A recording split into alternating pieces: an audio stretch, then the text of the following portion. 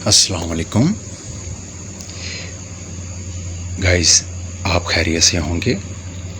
آج بیماری سے شفا کی دعائیں، قرآنی دعائیں، ہر طرح کی تکلیف سے دور کرنے کی سورت فاتحہ۔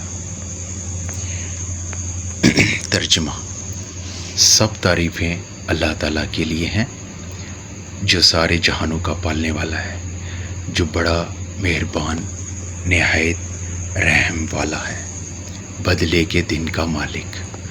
ہم صرف تیری عبادت کرتے ہیں اور صرف تجھی سے مدد مانگتے ہیں۔ ہمیں سیدھے رستے پر چلا، ان لوگوں کے رستے پر جن پر تو نے انعام کیا، جن پر نہ غصے کیا گیا اور نہ وہ گمراہ ہیں۔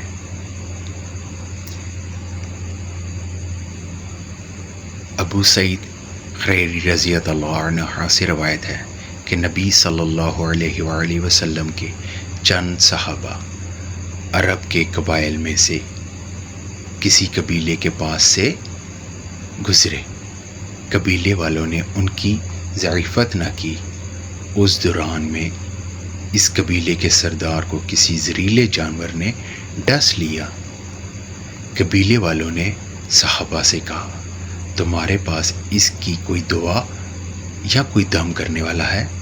صحابہ نے کہا کہ تم لوگوں نے ہماری مہمان نوازی نہیں کی، لہذا ہم اس وقت تک دم نہیں کریں گے جب تک تم ہمارے لیے اس کی مزدوری نہ طے کر دو۔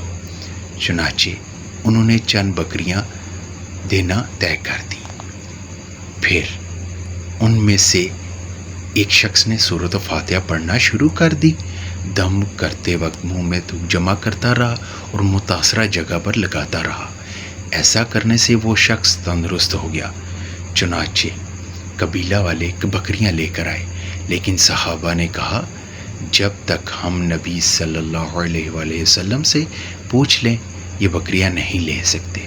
پھر جب آپ صلی اللہ علیہ وسلم سے پوچھا تو آپ مسکرائے اور فرمایا، تمہیں کیسے معلوم ہوا کہ سورۃ فاتحہ سے دم بھی کیا جا سکتا ہے؟ بکریاں لے لو اور اس میں میرا حصہ بھی رکھ لو۔ سبحان اللہ۔ آپ یہ میری ویڈیو دوستوں کے ساتھ شیئر کریں اور سبسکرائب کریں تاکہ میں زیادہ سے زیادہ نئی ویڈیو آپ تک پہنچا سکوں، اور ہمیں کمنٹ کر کے بتائیے۔ شکریہ۔ اللہ حافظ۔